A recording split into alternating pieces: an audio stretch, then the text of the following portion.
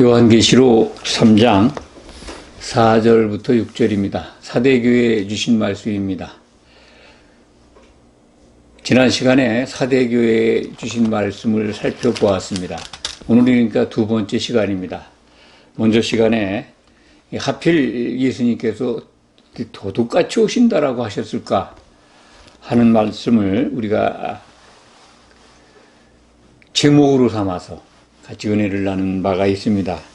예수님이 오신다고 약속을 하시는데 사대교회에 주신 말씀 속에는 도둑같이 오시라라고 하시는데, 도둑이라고 하는 건 몰래 오는 거 아니겠습니까? 깨어있는 사람들이 깨어있을 때 오면 들통이 나고 들키니까 도둑질을 못하죠. 그러니까 눈치채지 못하게 깜깜한 밤에 다들 잠들었을 때, 이럴 때 은밀하게 나타나서 도둑질을 하는 거죠. 근데 예수님은 교회에다 주신 말씀 속에서 도둑같이 오신다고 하니까 어떤 모습으로 오시길래 그러는가, 그 의미를 말씀드렸습니다. 도둑같이 오신다고 하는 거는 깨어 있으라는 거죠. 내가 반드시 오는데 내 오는 걸 도둑같이 온다고 하신 말씀은 깨어서 나를 기다리라. 왜냐하면 사대교회의 운명이 예수님이 오시는 걸 보아야 합니다. 그 말씀이 증거하는 겁니다. 도둑같이 온다. 그래서 깨어 있으라. 사대교회에 소속된 성도들은 후 3년 반 기간을 통과해서 그 환란이 끝난 다음에 오시는 예수님을 보아야 합니다. 살아서. 예수님이 오시는 것, 나팔 소리를 듣겠죠? 그리고 휴거가 돼서 공중에서 예수님을 만나게 될 겁니다. 두 번째 시간 4절부터 6절에는 옷에 대한 말씀이 많이 나옵니다. 옷. 물론 우리가 그리스도의 옷, 예수님과 합하기 위해서 세례를 받은 자는 그리스도로 옷 입었다라고 하는 갈라디아서 3장 27절 말씀을 기억합니다. 우리는 예수님의 그 옷, 그리스도의 옷으로 갈아입어야 합니다. 각자가 갈아입는 모습도 성경에 등장이 됩니다만, 궁극적으로는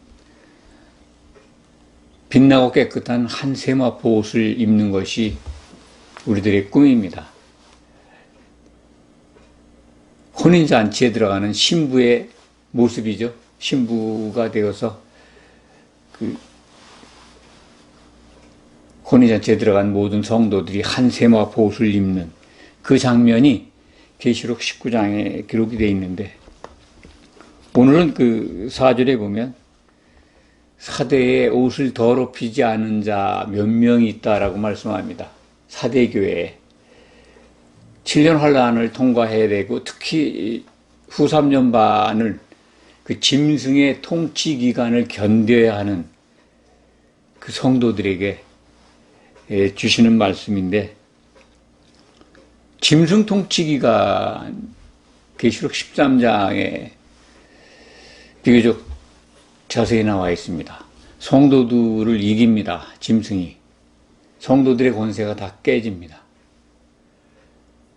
짐승한테 경배하지 아니하면 죽습니다.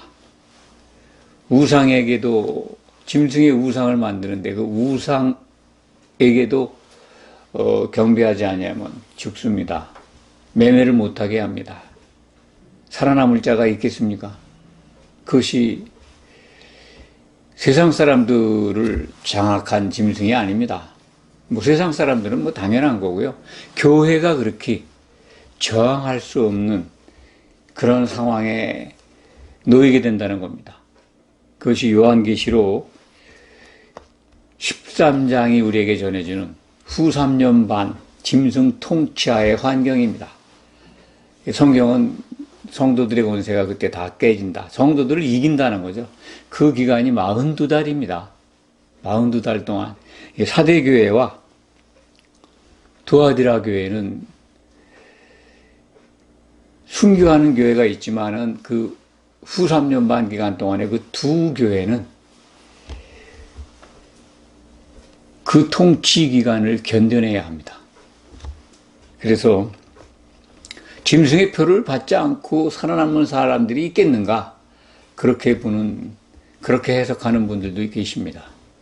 오늘 말씀을 보면, 그런데 그 옷, 우리가 더럽히지 말아야 될 성도는 반드시 그리스도로 옷 입어야, 성령 세례 속에 예수님과 합하기 위해서 성령 세례 받는 거 아니겠습니까? 성령에 잠겨 있는 자 가운데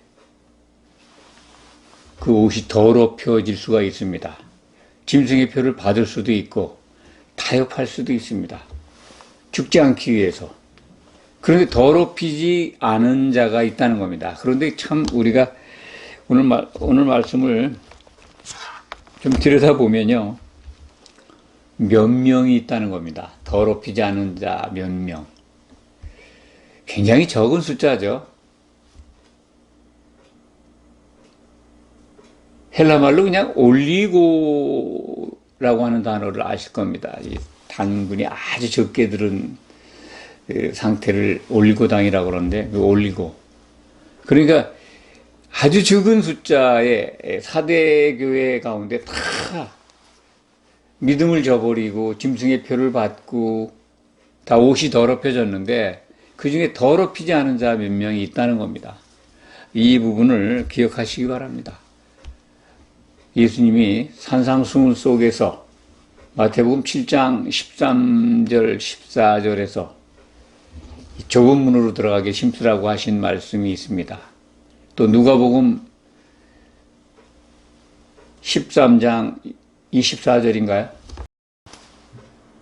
거기에도 같은 내용의 말씀이 기록되어 있습니다. 좁은 문으로 들어가라. 구원받는 자가 적으니까 물었을 때 제자들이 예수님께서 하신 말씀입니다. 좁은 문으로 들어가라. 그 말씀과 오늘 요한계시록 3장 4절에 기록되어 있는 옷을 더럽히지 않은 자 몇 명이 있어서 나와 함께 다닌다 라고 하는 말씀을 하십니다. 예수님과 함께 다닐 수 있다는 게 뭘까요? 예수님과 함께 다닌다는 것은 신앙생활하면서 동행한다는 그런 뜻이 아닙니다. 이 말씀은요, 예수님이 재림하셔서 오셔서 심판을 통해서 혼인잔치에 들어가고, 그리고 거기서 천년왕국에 들어가서 예수님과 함께 그리스도의 나라를, 천년왕국이죠, 그리스도의 나라를 통치하는 그러한 영광을 누린다 하는 말씀입니다. 예수님과 같이 다니는 때가 언제겠습니까?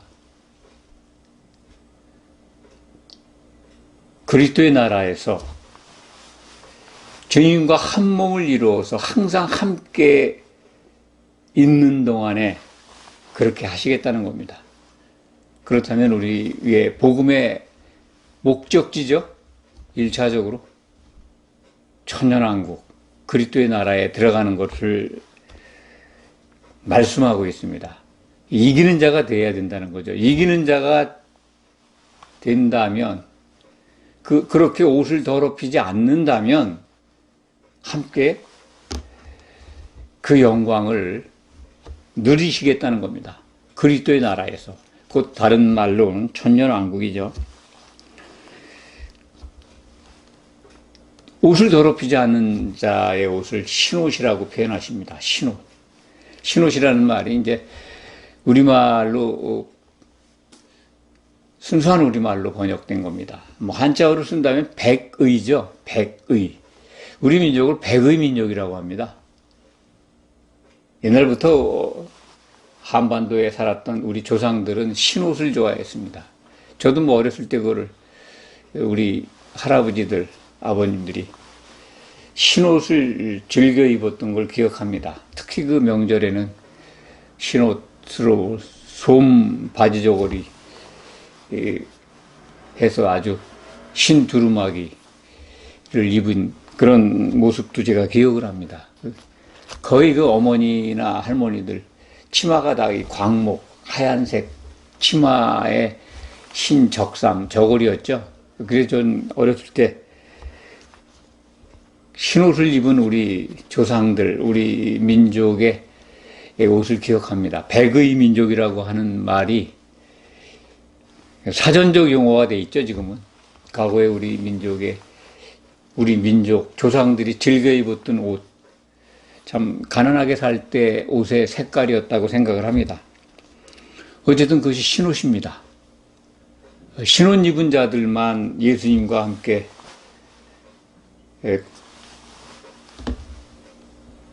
그리스도의 나라에서 천년왕국을 통치합니다. 그것을 성경은 이기는 자라고 명명합니다. 오늘 말씀에 이제 흰옷 입은 자들이 과 같은 그 호칭이 꽤 나옵니다. 흰옷 입은 자는 우선적으로 옷을 더럽히지 아니한 자죠. 이 옷이 더럽히지 않았다고 하는 것은 더럽혔다 하더라도 어린 양의 피에 빨아서 쉬게 된 거고, 또 더럽히지 않은 상태로 그리스도와 합하기 위해서 성령 세례 가운데 있는 믿음을 지키는 자들은 옷이 더럽히지 않겠죠. 죄가 사해졌다는 겁니다. 그리스도의 피로 사해져서 옷이 더럽히지 않았고, 그리고 흰 옷을 입게 되는 거고, 그리고 5절에 보면은 이기는 자라고 표현합니다. 흰 옷 입은 자, 이기는 자. 그래서 이기는 자를 또 뭐라고 설명하시냐면 생명책에서 이름이 지워지지 않는 자, 생명책에 이름이 기록된 자입니다. 절대로 지우지 않으시겠다는 거예요. 그리고 그의 이름을 예수님은 하나님 앞에서 또 천사들 앞에서 심판을 집행하는 자들이죠. 천사들, 예수님 다시 오실 때 그 앞에서 시인하시겠다는 거예요. 이것은 이제 그리스도의 심판 때를 지금 말씀하는 겁니다. 예수님이 다시 오실 때 있게 되는 그리스도의 심판 때까지 설명하고 계십니다. 심판을 한다. 옷이 더럽히지 아니하는 자는 혼인잔치에 들어가고 또 예수님의 나라에 들어가서 왕노릇하는 영광을 갖지만은 그렇지 않은 자들은 어디 갑니까? 불 섞인 유리바다라고 기록되어 있습니다. 요한계시록에는. 복음서에 예수님이 설명하실 때는 지옥이라고, 깊은 바다라고 말씀하셨습니다. 불 있는 불지옥이라든지 깊은 바다 이렇게 설명을 했고, 또 다른 데서는 뭐 바깥 어두운데 이렇게 기록되어 있고 설명되어 있습니다. 그게 지옥입니다. 물론 그리스도의 심판 때에 관한 말씀들을 많이 들으셔서 이해를 하시겠지만, 처음 듣는 분들은, 또 그것을 받아들이지 않는 분들은 굉장히 생소하고 어색하고 또 이해하는데 참 어려움을 겪을 수도 있습니다. 지옥은 믿었던 자들 가운데 예수님이 다시 오실 때 있게 되는 그리스도의 심판 법정에서 생명책의 이름이 지워져서 이기는 자가 못된, 뭐 생명책에 이름이 지워졌다거나 또는 기름을 준비하지 못했거나 염소로 분류된 자들, 그들이 가는 곳이 지옥입니다. 오늘 말씀 사대교회 주시는 말씀 속에서 짐승의 통치하에서 옷을 더럽히지 않고 참 흰옷을 입을 수 있는 자격을 가진 자들이 몇 명 있다고 말씀하시면서 그들이 나와 함께 다니게 하시겠다는 거예요. 그 말씀을 먼저 드렸죠. 그 천년왕국 거기에서 주님과 더불어 동행한다는 겁니다. 통치한다는 얘기죠. 그런데 그것을 합당한 자의 연고라고 말씀하십니다. 합당하다는 거예요. 내가 그들과 같이 그들을 흰옷을 입혀서 함께 동행하시겠다는 겁니다. 뭐 동행한다는 게 사실은 혼인잔치를 끝낸 이기는 자가 된 결혼식을 마친 자들이 가는 그리스도의 나라, 거기에 함께한 성도들은요, 예수님과 한 몸을 이룬 관계입니다. 그리스도의 몸을 이루고 있어요. 성령 안에서. 그러니까 예수님이 사실은 그 안에 있는 거죠. 신랑이. 신부로 단장된 이 신부 속에 신랑이 들어가 있는 겁니다. 그러니까 하나죠. 하나가 돼서 통치할 겁니다. 생각을 해보십시오. 우리가 피조물입니다. 흙으로 빚어졌습니다. 그런 존재가 신과 하나가 된다? 얼마나 상상할 수도 없는 이 복입니까?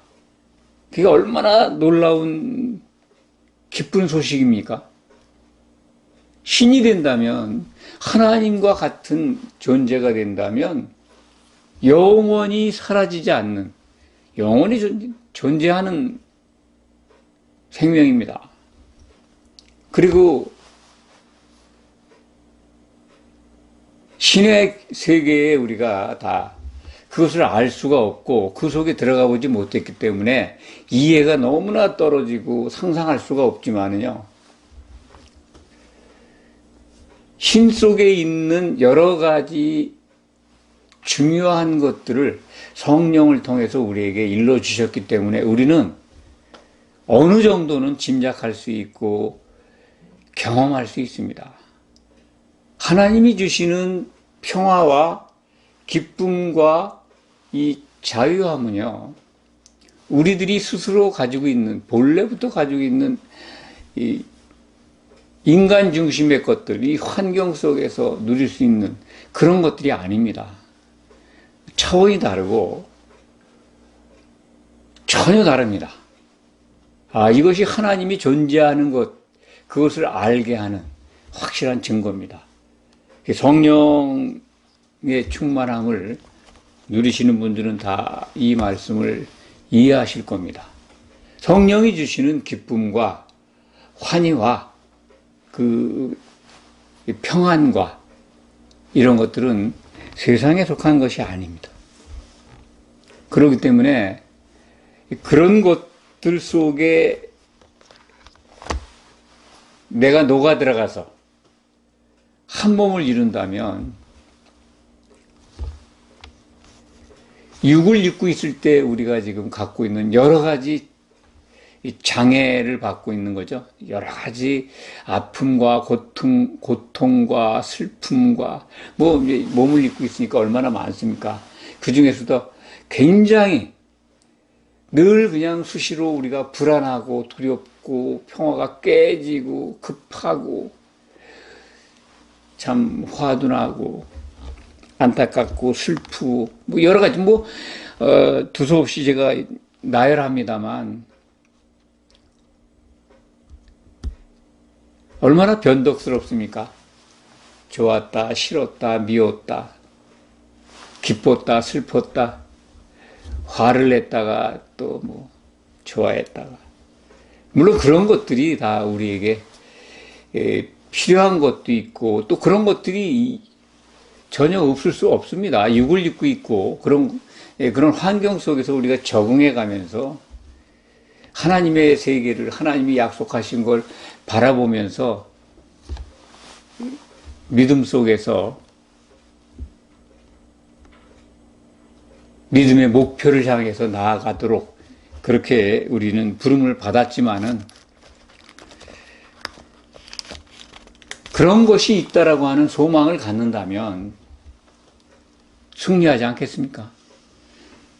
하나님이 우리에게 약속하신 것들을 맛을 보면서 정말 성경에 기록된 것이 실존하는구나, 그걸 손으로 만지고 그 눈으로 보고 경험한다면 틀림없이 우리는 승리할 겁니다. 이기는 자가 될 겁니다. 이기는 자가 된다면 오늘 말씀이 그렇습니다. 흰옷을 입을 것이요 생명책에서 이름을 지우지 아니한다. 지우지 아니할 뿐만 아니라 그리스도의 심판대에서 하나님 앞에서 천사들, 그 심판을 집행하는 천사들 앞에서 내가 그의 이름을 시인하겠다는 거예요. 부르겠다는 거예요. 양으로 부른다는 거예요.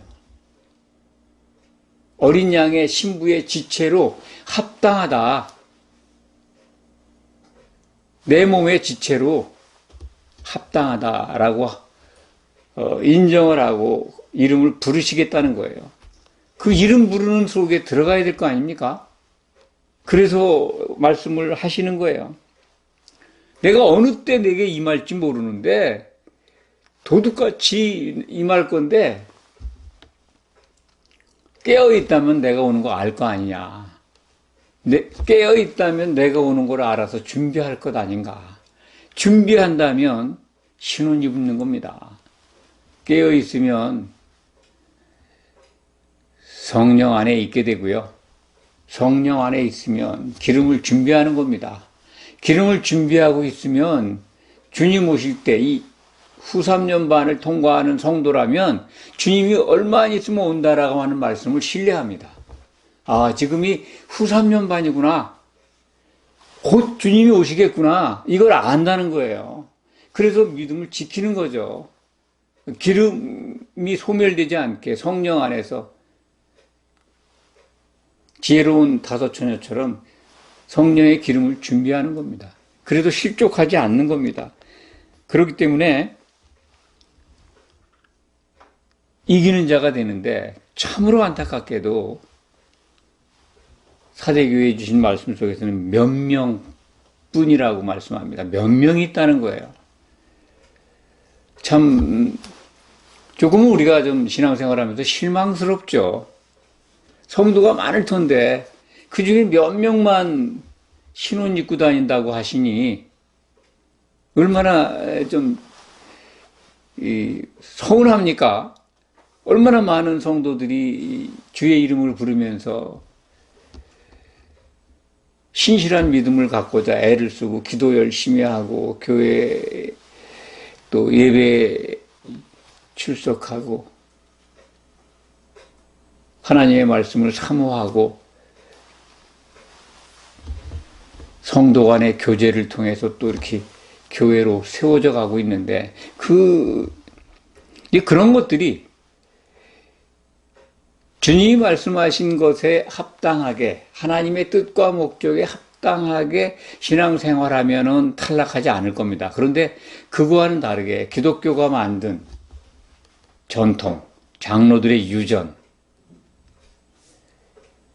그런 것 때문에 신앙이 실패하게 되지 않느냐, 실족하게 되지 않느냐, 옷이 더럽혀지지 않느냐 그렇게 생각합니다. 옷이 더럽혀질 수밖에 없는 상황이 오더라도 그래도 더럽히지 않은 자가 몇이 있다고 하는 것은 우리에게 또 소망을 줍니다. 그 숫자는 적지만은 길은 있구나. 짐승 통치 하에서도 정말 흰옷을 입고 백의의 옷을 입고 살아남는 자가 있구나. 우리 민족이 백의 민족인데 백의 민족, 흰옷 입은 백성은 살아남는다 하는 교훈을 받게 됩니다. 말씀을 정리하겠습니다. 6절에는 이제 귀 있는 자는 성령이 교회들에게 하시는 말씀을 들으라. 성령이 아니라고 그랬죠. 요한계시록에 성령이라는 단어가 등장하지 않습니다.